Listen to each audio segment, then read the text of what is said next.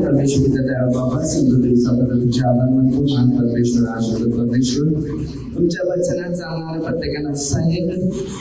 आपल्या गरजा आपल्या इच्छा परमेश्वर पूर्ण करावे. विशेष प्रार्थना ही प्रार्थना येशूच्या नावाने करतो. आमेन. Hallelujah, hallelujah. इब्री क्लासमध्ये 11 अध्यायामध्ये एक वचन मध्ये सांगितलेले की विश्वास कसा आहे. आता तुमचा विश्वास लोकांवर आहे पण देवावर नाही. बरोबर की नाही? बरेचसे लोक जे असतात तो विश्वास कोणावर तो माणसावर ठेवतो, देवावर नाही. आणि जो मनुष्य देवावर जो विश्वास ठेवतो तो माणसावर विश्वास ठेवतो, कारण माणूस स्वार्थी. बरोबर. तर इब्री क्लास 11 अध्याय वचन 1 मध्ये एका विश्वासाद्वारे त्यांनी माणसाला मार्गदर्शन केले की विश्वास नक्की कोणी ठेवायचा. विश्वास हा असा आहे की आशा धरलेल्या गोष्टीविषयीचा भरवसा. मला देवाचा शोध करायचा. तुम्ही जेव्हा देवाजवळ येतात तेव्हा माणसाबरोबर जास्त संबंध जोडतात, मैत्री मित्र हे जोडत असतात. विचार करा की देवावर तुमचा विश्वास कसा बसणार, कारण देवापेक्षा त्या माणसावर जास्त विश्वास आहे. बरोबर. तर तिकडे विश्वासाचं चिन्ह जे आहे ते पहिलं आत्मपरीक्षण. आता योहान मध्ये 8 अध्याय वचन 24.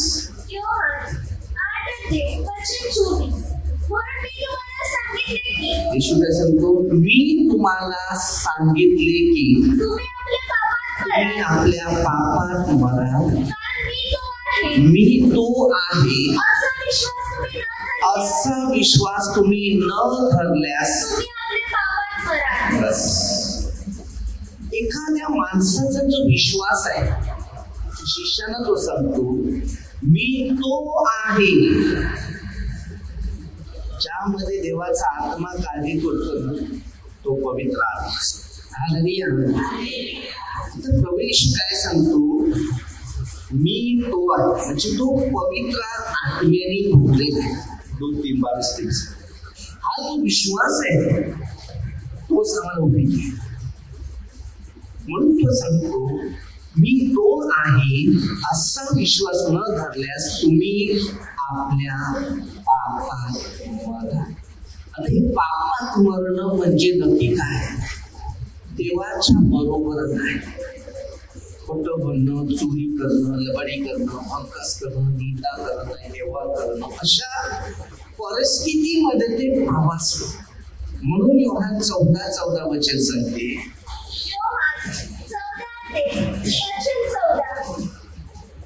तुम्ही माझ्या नावाने माझ्याजवळ काही मागाल तर मी ते करेन. काय सांगते? तुम्ही माझ्या नावाने माझ्याजवळ काही जे मागाल ते करेन. आता प्रभू येशूने हा शब्द शिष्याला दिला आणि तो शब्द असा आहे की तुम्ही माझ्या नावाने माझ्याजवळ जे काही मागाल ते मिळेल. आता ज्याच्याकडे असेल तेव्हाच तो सांगेल.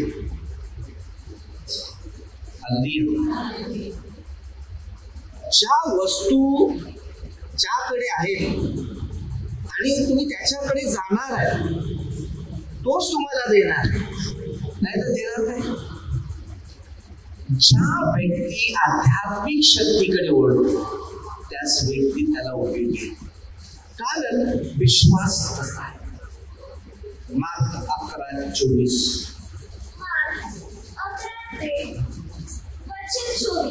म्हणून मी तुम्हाला सांगतो, तुम्ही प्रार्थना करून जे काही मागाल ते आपल्याला मिळालेच आहे असा विश्वास करा, म्हणजे ते तुम्हाला मिळेल.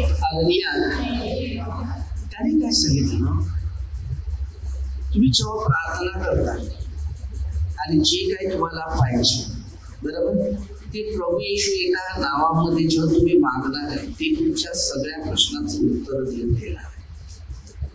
पण आम्ही एक विश्वासात नाही, तर आमच्या भविष्यात कोणत्याच प्रश्नाचं उत्तर जोडलेलं नाही. देणारा कोण आहे? परमेश्वर. इकडे परमेश्वराचं वचन शिकवलं जाते, माझं नाही. तर या वचनावर तुमचा विश्वास ठेवायला, आमच्यावर ठेवायला लागतेच, नाही तर विश्वासात पुढे चालत नाही. म्हणजे 10 ते 40 पासून विश्वासात चालावं लागेल. कारण देवाने जेव्हा त्यांची निवड केल्यानंतर त्यावर विश्वास ठेवला. तेव्हा 14 येईल, एक विश्वास ठेवावा.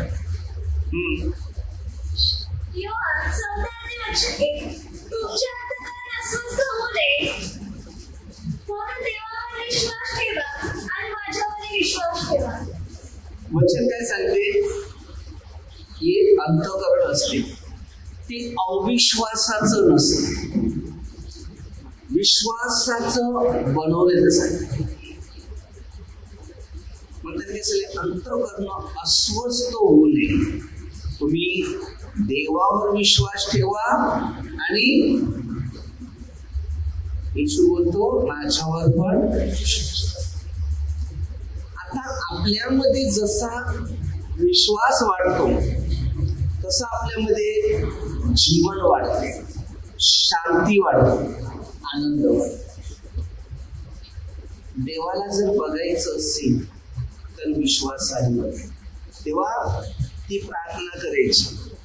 आता मी इकडे आले खरं, मी पण तुमच्यासारखा होतो, विश्वासानेच पुढे गेलो.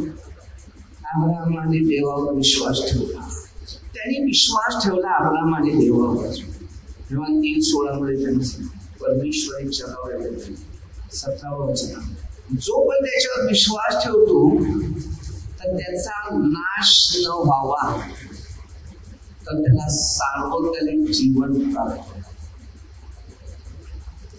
एका विश्वासामध्ये प्रेम जोडते की देव आणि मी, बस मनुष्य नाही. नंतर तुम्हाला त्या विश्वासाचा अनुभव सांगतो. कधी कधी आपल्याला विश्वास नाही जोडत देवाशी. मी आलाय प्रार्थनेला, प्रार्थनेत आल्यानंतर कोणतरी भेटलं त्याच्यावर विश्वास ठेवला, देव बाजूला. मी जेव्हा तुमच्यासारखा होतो कोणाशीच बोलायचं, हल्ली पण मला बोलायला आवडतं. कारण मला माहिती आहे की माणसाने कधी कोणाचं भलं बघितलं नाही की तू बोलत जाणार तर तुमचं भलं. बोलता बोलता चांगलं बरं असेल तरी भांडणं निघतात, सुशी होते, नफरत होते, गीता होते, विष, अनेक कठीण परिस्थिती येतात. शांती कुठे? ज्या माणसाला शांती पाहिजे तर त्याला येशू पाहिजे. मी 14:27 मध्ये जग देते ती शांती मी तुम्हाला देते, माझी शांती. एका विश्वासावर आपल्याला परमेश्वराचा मार्ग जोडायचा असतो.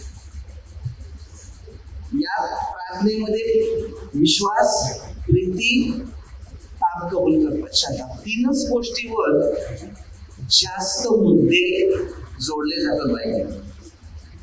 आणि या 3 गोष्टी जर त्या माणसाकडे असेल तो देवाबरोबर आहे. लूक 10:27 पासून जरा वचन घ्यायचं. त्याने उत्तर दिले, तू आपला देव परमेश्वर याच्यावर संपूर्ण मनाने, संपूर्ण जीवाने, संपूर्ण शक्तीने व संपूर्ण बुद्धीने प्रीती कर आणि जशी आपणावर तशी आपल्या शेजाऱ्यावर प्रीती कर. वचन 28.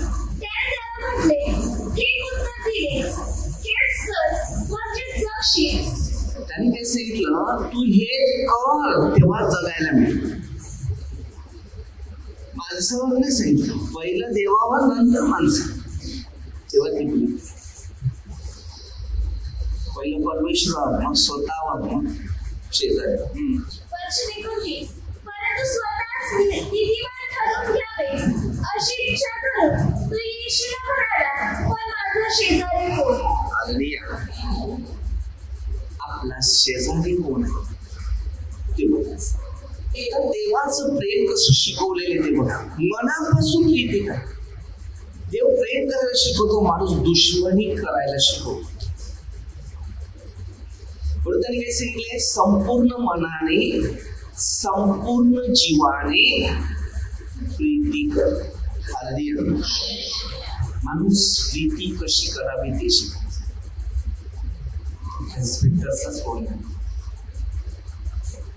आपल्या कार्याला जाम देवळा पाऊस आहे तरी तुमची जाम सेवा आहे. लोकांना आपलं कार्य आवडलं पाहिजे, लोकांनी आवडलं नाही पाहिजे. आपला विश्वास कुठे ठेवा, देवावर आणि कार्यावर. हा दानधर्म मी सगळ्यांना पाठवतो. आणि कसं आहे माहितीये का, जेवढं कार्य केले ना, अर्धे लोक काही बरेच, अर्धे लोक काही वाईट, आणि सगळं सिस्टम वेगळंच आहे. बरोबर. तर देवाशी प्रेम कसं करावं ते पहिलं शिकावं. सगळ्याशी प्रेम करा. चांगलं करतो ना तेव्हा त्याला माणसाला लोक चांगले समजतात, जो वाईट करतो त्या माणसाला समजतात ही व्यक्ती वाईट. आपलं जीवन देवाला द्या. कोणाच्या मानेची शीर दुखती करायची. जर तुम्ही देवाला दिलेलं असेल तर देव तुम्हाला दे. शांती पहिली पाहिजे, आनंद पहिला पाहिजे, ज्ञान पहिलं पाहिजे, दान पहिलं पाहिजे. विश्वासात राहा. करंदीकरास पहिल्या पत्रात 13 अध्याय 13 वचन.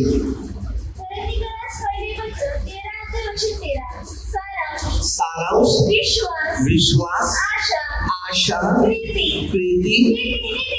हे तिन्ही टिकणारे आहे. देवाने शिकवलेल्या मुद्द्यानुसार नियमानुसार विश्वास नेहमी जोडा. मग विश्वास आणि प्रीती जोडतो, नफरत नाही जोडत, निंदा नाही जोडत, द्वेष नाही जोडत, हेवा नाही जोडत, प्रेम जोडत, मार्गदर्शक जोडत. लोकांना काय शिकवायचं किंवा लोकांना काय सांगायचं हे शिक्षण. प्रीती अशी एक सिस्टम आहे की लोकांचं भलं. विश्वास असं मजबूतीचा एक आत्मा आहे. विश्वास असा धरून ठेवायचा की शेवटपर्यंत ही व्यक्ती माझ्या बरोबर आहे, तेव्हा तुमचं बरोबर आहे. तो शेवटच्या अंतापर्यंत 28 ते 19 वचन मध्ये कसं युगाच्या अंतापर्यंत मी सर्व देईल तुमच्या. हा विश्वास येशूने आपल्याला दिलेला. तुम्ही काय करतो, विश्वासाने करतो ना कुठेतरी कार्य करायला. जेवढा विश्वास आपल्याला मिळेल तेवढं सामर्थ्य आपल्याला मिळेल. पण जर विश्वास नाही तर आपल्याला काहीच मिळणार नाही. आपण झिरो झिरो झिरो झिरो म्हणून त्याला बोलतात. ते 16 ते 26 जगात सगळं मिळावं. जो आत्मा ठेवायचा चांगल्या कामासाठी तो आपल्या जोडीला. आत्मा अशासाठी दिलेला आहे ना की भविष्यात आम्ही आमच्या जीवनात काहीतरी चांगलं करू. संशयावर जास्त विश्वास आहे नाही ना. माणसात कोणी काय सांगितलं तो विश्वास एवढा करतो ही व्यक्ती बरोबर नाही, बस त्याच्यावर बघतच नाही. कारण विश्वास कमजोर. संशय वृत्तीला औषध. हा विश्वास कधी पण ठेवू नका. फार खतरनाक आहे. हे डोळे शरीराची दिवा आहे पण मला नाही, तो दिवा कामाचा नाही. पहिले दिवे होते, आता ब्लू पाल्यात लाईट झाल्या नाही का. बॅटऱ्या डोक्यावर पण ठेवायच्या बॅटऱ्या आहेत आपल्या इकडे, पण या बॅटऱ्या बरोबर नाही. आपल्या डोळ्यावर विश्वास नाही पण आपल्या चष्म्यावर विश्वास भरपूर आहे. हे दोन बघून डोळे वाढतात. चष्म्यामुळे मला बोंबा चष्म्यावर कशाला मला पण लागलेला डोक्याला एक काळं केलेलं ना पांढरं करत, पण मी त्याला सवय लावून नाही दिली. मला माहिती आहे, कारण हे एकदा झुंबलं ना तर ते काय होईल माहितीये का, ते लागतेच. त्याच्याने डोळ्याची नजर पडते, कारण देवावर आमचा विश्वास नवा ते आंधळा मनुष्य होता, बरोबर. मग ते 9 ते 8 वचनामध्ये पक्षघाती मनुष्य विश्वास, त्यांनी जेव्हा 9 मध्ये मातीवर विश्वास ठेवला, येशूने तुंका टाकला, त्याचा चिखल केला, डोळ्याला लावला आणि त्या आंधळ्याला दृष्टी आली. त्याला म्हटलं सिलोच्या तळ्यात जाऊन तो किती विश्वास होता त्याचा. देवाच्या लोकांवर जर आमचा विश्वास आहे ना, त्यांनी बोललं ना, ते ऐकलं ना, भविष्यात कधी कमजोर नाही पडत. मी मला गॅरंटी देतो. हा शब्द देव आहे, ते सत्य होते, पण त्या शब्दावर भरवसा ठेवला नाही तो दुष्टावर तुमचा भरवसा वाढतो आणि ते दुष्ट तुमच्या मागे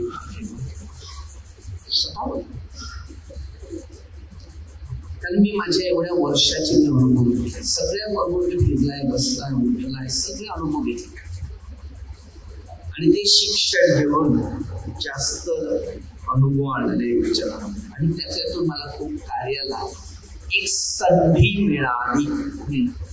मग ते नवदे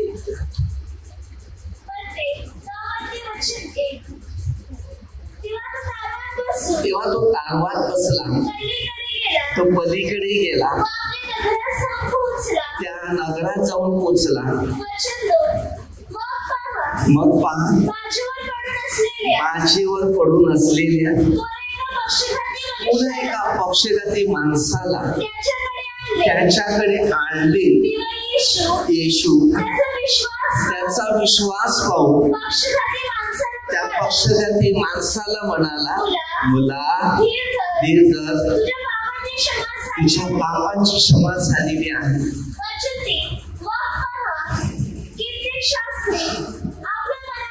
कित्येक शास्त्री आपल्या मनात म्हणाले, हा दुर्भाषित करतो. येशूने त्याच्या मनातले विचार ओळखले. काय सांगते, तुम्ही आपल्या मनात वाईट कल्पना का आणता, कारण तुझ्या पापांची क्षमा झालेली आहे असं बोलणं, किंवा उठून चाल असं बोलणं कोणतं सोपं. बघा, त्याचा विश्वास बघितला, तो आला प्रभू जवळ आणि विश्वास ठेवला की आज प्रभू माझ्या पापांची क्षमा केली, माझ्या पापामुळे मला हा आजार आलाय, माझ्या पापांची क्षमा येशू करत आहे. त्याला विश्वास सांगितलं आणि त्या विश्वासामध्ये एक सामर्थ्य प्राप्त झालं. सगळ्यात विश्वास आहे. त्या दिवशी एक वैसर्तेशन, एक बाई म्हातारी आहे, विधवा आहे, ती पैसे बँकेत काढायला गेली, तिथेच तिला चक्कर आली, पडली, जीभ बाहेर काढली आणि थंडी घालत पडली. सगळ्यांची आरडाओरडा झाली, बोंबा सुरू. इकडे त्याच टायमाला आपल्या प्रार्थनेचा एक व्यक्ती इकडे होते आणि त्यांची बहीण. तिथून मला फोन आला, अशाला असं झाले, तर आशीर्वाद द्या. ठीक आहे, प्रभू येशूच्या नावाने तो आशीर्वाद दिला आणि ती उठली.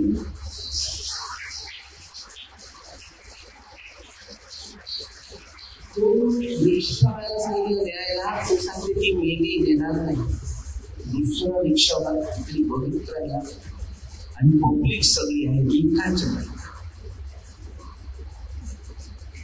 आणि ती घरी नेण्यात आलं. डॉक्टरकडे नाही, त्याला सरळ घरी नेण्यात आलं. तो देवाचा एक आशीर्वाद, तो विश्वास होता त्यांचा आणि त्यांच्या विश्वासाने हा चुकला. मला नंतर सांगण्यात आलं असं एक परिस्थिती ती बिचारी बहिरी माता, त्याला माझी टेम्पोळ्यात तिला उडवले. गरिबांचा आसरा कोणच नाही हे लक्षात ठेवा. तरी पांढरा आणि त्याला माणुसकी नाही दिसली. कदाचित त्याची आई त्याला कधी कधी आढळले दिसेल. कदाचित परिस्थितीमध्ये तरी देवाने तिला उठवलेलं, ती व्यवस्थित आली, ती चालायला गेली. तिला काहीतरी पैसे काढण्यासाठी मुलगी आंधळी, आई म्हणतात कोणच. काही वर्ष अगोदर त्याला राहण्याची जागा नव्हती, त्यावेळेला आपण तिकडे पत्र्याचा त्याला एक घर सुरू केला. आता त्यांना घर बोलवलं. तर बघा, काही लोकांच्या काही आर्थिक परिस्थिती अशा आहेत तर आपलंच फक्त सुख बघतात आणि दुसऱ्यांचं विश्वास असा ठेवा, देवावर जो विश्वासाने चालतो ना तेवढी त्याची पाप कमी होतात. आणि पाप कमी झाली तर तो मनुष्य आपोआप चांगला बदलला जातो. प्रार्थना पश्चातापासाठीच असते. प्रार्थनेचा अर्थ असा नाहीये की वेगळ्या दिशेमध्ये चालणं. लोकांचे आहे काही वेळ, पण लोकांना शिकवा. आध्यात्मिक शिक्षणाची गरज आहे. आपल्या सगळ्यांना स्वर्गात जायची गरज आहे.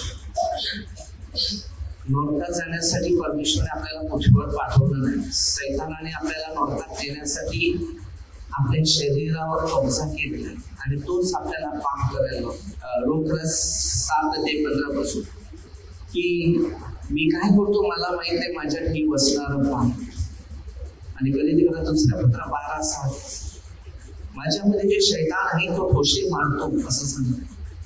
आज आपल्याला शिक्षणाद्वारे मार्गाचा अनुभव घेणं गरजेचं आहे. जर आम्ही अनुभव घेतले नाही तर आम्हाला देवाची कृपा समजणार नाही. म्हणून पहिलं प्रथम विश्वास आणि विश्वासाच्या बरोबर असलेलं देवाची कृपा आणि देवाच्या कृपेद्वारे बसलेलं शांती हाच पाहिजे. शेवटपर्यंत देखील त्याचं स्थान आहे विश्वासात. जेवढेच प्रार्थना करूया परमेश्वर त्यावेळी बाप्पा सुंदर दिवसाबद्दल तुझे आभार मानतो. मान परमेश्वर आशीर्वाद परमेश्वर तुझ्या वचनात जाणाऱ्या प्रत्येकाला सहाय्य कर. ही प्रार्थना आम्ही आमच्या प्रभू येशू ख्रिस्ताच्या नावाने करतो.